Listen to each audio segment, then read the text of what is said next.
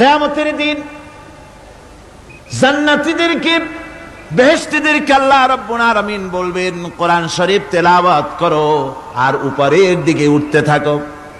কোরআনে যেভাবে দুনিয়ার বুকে কোরআনে কারীম তুমি মুখস্থ করেছিলে, ধীরে ধীরে তেলাওয়াত করতে, ওইভাবে ধীরে ধীরে কোরআন তেলাওয়াত করো আর উপরের দিকে উঠতে থাকো। আল্লাহ পাক বলতে থাকবেন, উপরের দিকে ওঠো, তেলাওয়াত করো আর ওঠো।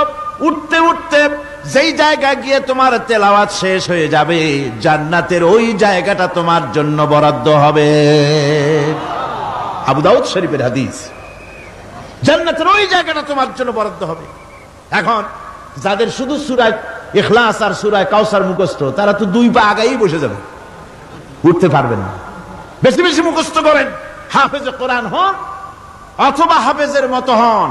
বেশি বেশি মুখস্থ করেন সূরা ইয়াসিন, সূরা দুখান, সূরা আর রহমান, সূরা ওয়াকিয়া, সূরা মুজাম্মিল, এই সমস্ত সূরা, বেশি সূরা আল আরাফ, সূরা কাহাফ, সূরা মারিয়াম ইত্যাদি মুখস্থ করেন। কিয়ামতের দিন কাজে লাগবে। জান্নাতের অত উঁচায় উঠতে পারবেন। হাফেজে কোন জায়গায় যাবে? সুবহানাল্লাহ ওয়া বিহামদি।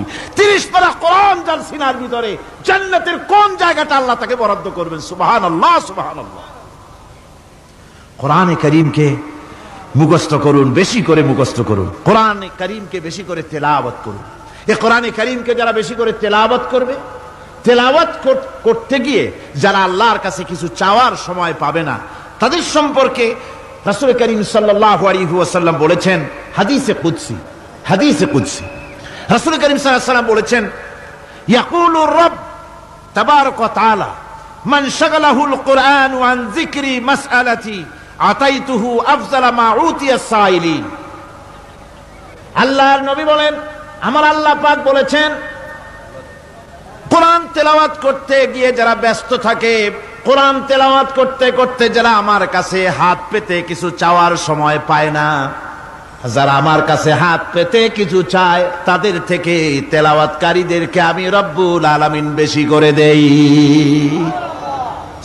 সুবহানাল্লাহ। কোরআন তেলাওয়াত করতে করতে যারা আল্লাহর কাছে হাত পেতে চাওয়ার সময় পায় না, আল্লাহ পাক বলেন যারা চায় তাদের থেকে তেলাওয়াতকারীকে আমি বেশি দেই।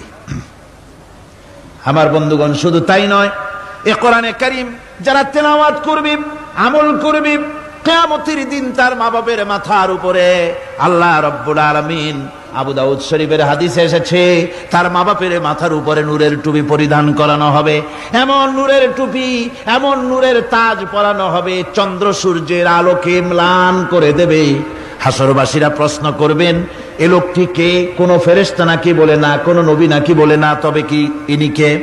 জবাব হবে, ইনি হচ্ছেন সেই ব্যক্তি যিনি তার সন্তানদেরকে কোরআন শিখিয়েছিলেন। কোরআন শিখানোর কারণে আল্লাহ রাব্বুল আলামিন আজ তার মা বাপের মাথার উপরে নূরের টুপি পরিধান করে হাসরের ভিতরে মর্যাদা দিলেন। কিয়ামতের দিন দুনিয়া মর্যাদা পাওয়া যাবে, আখিরাতেও মর্যাদা পাওয়া যাবে যদি কোরআনে কারীমকে তেলাওয়াত করা যায়, আমল করা যায়, বোঝা যায়, তাহলে এই সমস্ত নিয়ামত আল্লাহ পাক দান করবেন। সুতরাং এই এত বড় নিয়ামত থেকে আমরা যেন কেউ বঞ্চিত হয়ে না যাই। কোরআন হচ্ছে এমন এক কিতাব যার তাফসীর লেখা হয় নাই। পৃথিবীতে এমন কোন ভাষা নাই, পৃথিবীর উল্লেখযোগ্য সবগুলি ভাষায় কোরআনে কারীমের তাফসীর লেখা হয়েছে, কিন্তু কোন মুফাসসির আজ পর্যন্ত কথা বলেন নাই যে আমি যে তাফসীর লিখছি এর চাইতে ভালো তাফসীর আর কেউ লিখতে পারেও না আর পারবেও না, এটা শেষ, আর তাফসীর লেখা লাগবে না। এ কথা কেউ বলতে পেরেছে? জোরে বলেন, পেরেছে? পারে নাই। তার কারণ কি? আল্লাহ রাব্বুল আলামিন বলেন, قُلْ لَوْ كَانَ الْبَحْرُ مِدَادًا لِكَلِمَاتِ رَبِّي لَنَفِدَ الْبَحْرُ قَبْلَ أَن تَنفَدَ كَلِمَاتُ رَبِّي وَلَوْ جِئْنَا بِمِثْلِهِ مَدَدًا। আল্লাহ পাক বলেন, নবী আপনি বলুন, আমার রবের কথাগুলি লেখার জন্য যদি সমুদ্রের পানিগুলি, সমুদ্রের সমস্ত পানিগুলি যদি কালিতে পরিণত হয়ে যায়, আর আমার রবের কথাগুলি যদি লেখা শুরু হয়ে যায়, আমার রবের কথাগুলি লেখার পূর্বে সমস্ত সমুদ্রের পানিগুলি শেষ হয়ে যাবে। তারপরে যদি আবার সমুদ্র ভরে দেওয়া হয়, আরো যদি লেখা হয়, তবুও আমার রবের কথা লেখা শেষ হবে না। আল্লাহ রাব্বুল আলামিন বলেন, ওয়ালাউ আন্নামা ফিল আরদি মিন শাজারাতিন আকলামুন ওয়াল বাহরু ইয়ামুদ্দুহু মিন বা'দিহি সাবআতু আবহুরিম মা নাফিদাত কালিমাতুল্লাহ।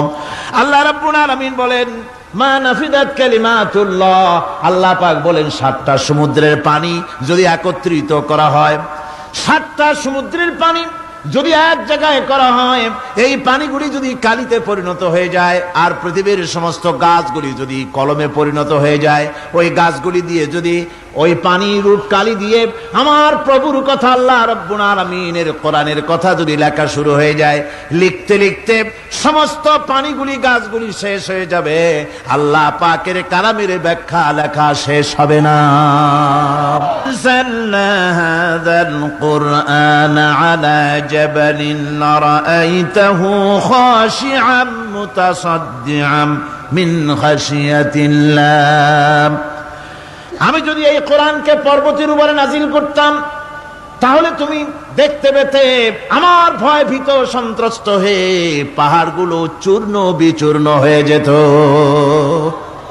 এত বড় আসিম কিতাব আমি তোমাদেরকে দান করেছি, যার গুরুভার বহন করতে কেউ রাজি হয়নি, পাহাড় পর্বত কেউ রাজি হয়নি, মানুষ রাজি হয়েছে।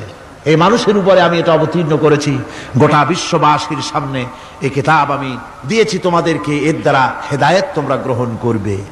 কিয়ামতের দিন আল্লাহর এই বিরাট নিয়ামত আমাদেরকে দান করলেন, আমরা এই নিয়ামতের নাশকর করেছি, অর্থাৎ এই কোরআনকে আমরা ব্যবহার করেছি সঠিকভাবে করি নাই, বেঠিকভাবে করেছি। প্রথম দিন দ্বিতীয় দিন আমি বলেছি কোরআন শরীফকে শুধু তাবিজ তুমারের জন্য, শুধু সওয়াবের জন্য তেলাওয়াত করেছি। আসলে শুধু সওয়াবের জন্য তো আসেনি কোরআন। কোরআন বুঝতে হবে, আমল করতে হবে, তবে না শান্তি পাবো। আপনি যদি